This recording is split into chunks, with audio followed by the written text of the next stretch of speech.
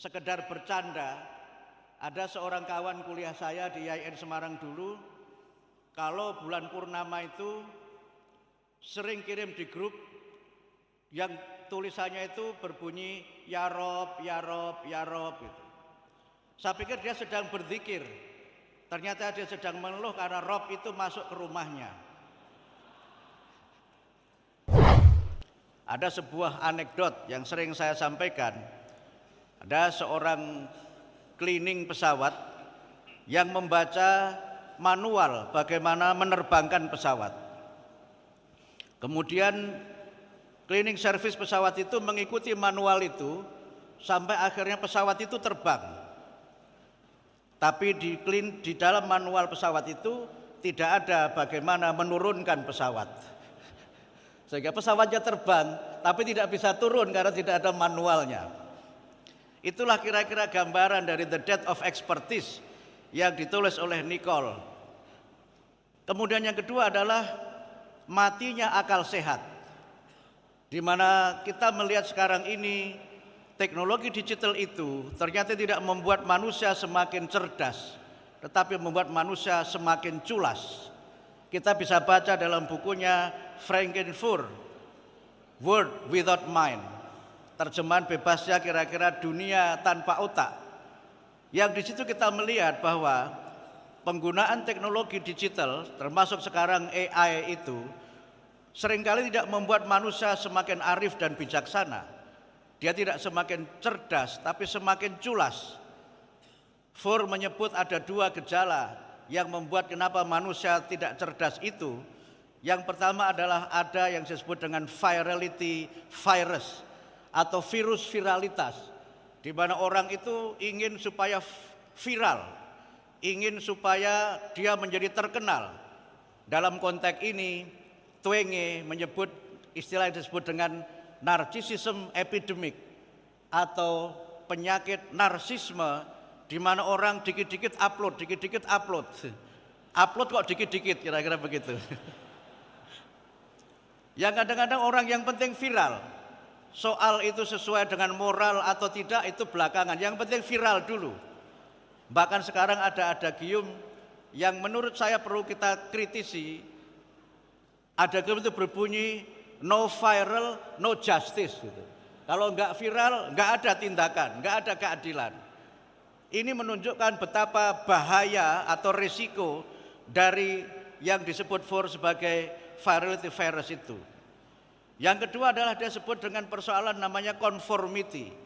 Orang itu ingin nyaman saja, orang itu ingin tenang-tenang saja begitu. Sehingga orang sekarang membuat misalnya grup-grup WA. Yang grup WA itu semangatnya adalah membangun komunikasi di antara warga WA itu. Tapi yang terjadi ketika ada satu orang anggota grup yang pendapatnya berbeda dengan anggota grup yang lain, dia kemudian dihajar habis-habisan oleh admin dan anggota grup itu, bahkan bisa dikeluarkan dari grup.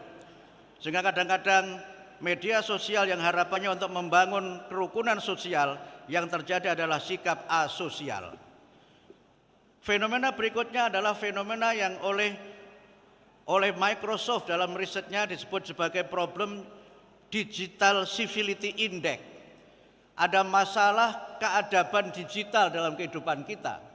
Sekarang ini ada istilah baru namanya buzzer. Dan buzzer itu ditambah dengan buzzer RP, kira-kira begitu. Yang ternyata untuk menjadi buzzer itu ada angkanya. Kalau ingin mengerahkan 100.000 buzzer, maka berapa yang perlu dikeluarkan biayanya. Dan itu bisa dikerjakan oleh mesin. Sehingga kalau ingin seseorang itu ngetop, kerahkan buzzernya. Kalau ingin menyerang seseorang, misalnya menyerang Menteri Pendidikan Dasar Menengah, udah kerahkan buzzer saja, kira-kira begitu. Sampai ada orang yang tidak berani membuka akun Instagramnya karena khawatir diserang oleh para buzzer itu. Kita mengalami masalah terkait dengan digital civility atau keadaban digital kita itu. Yang awalnya seharusnya kita memiliki keadaban digital, tapi yang terjadi adalah kebiadaban digital. Dan ini adalah masalah yang sangat serius. Kemudian berikutnya kita juga mengalami yang kita sebut dengan moral crisis atau krisis moral. Sebagiannya adalah yang berkaitan dengan luruhnya rasa malu, luruhnya perasaan di mana seseorang dalam falsafah Jawa itu seharusnya kalau orang itu salah, ya dia itu seleh. Sing salah, seleh. Tetapi karena ada krisis moral, hilangnya rasa malu, kadang-kadang sudah salah, malah kemudian dia menyerang dan berbagai tindakan yang sesungguhnya semakin membuat dia tercemar di ruang-ruang publik.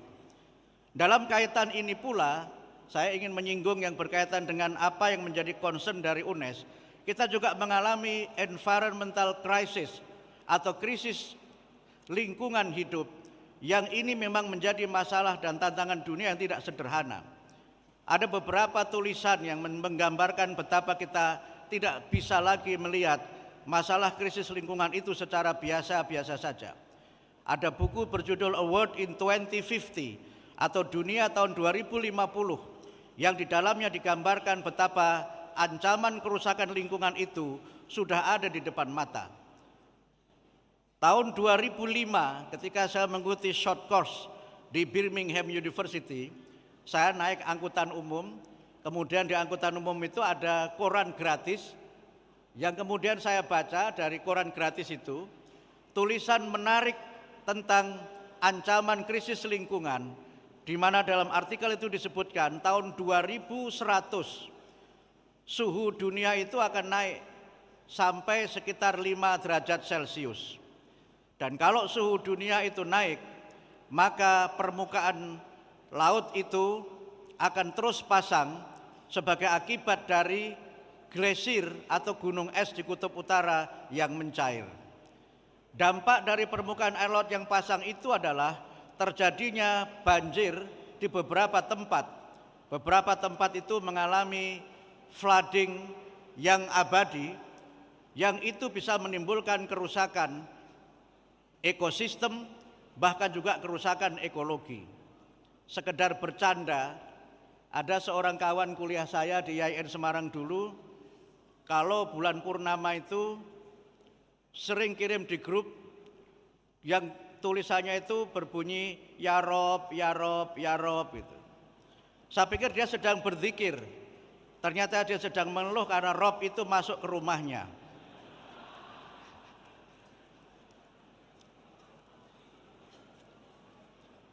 Ini tidak hanya terjadi di Semarang, tapi juga tempat-tempat yang lainnya, terutama yang secara topografi memang berada di bawah permukaan laut.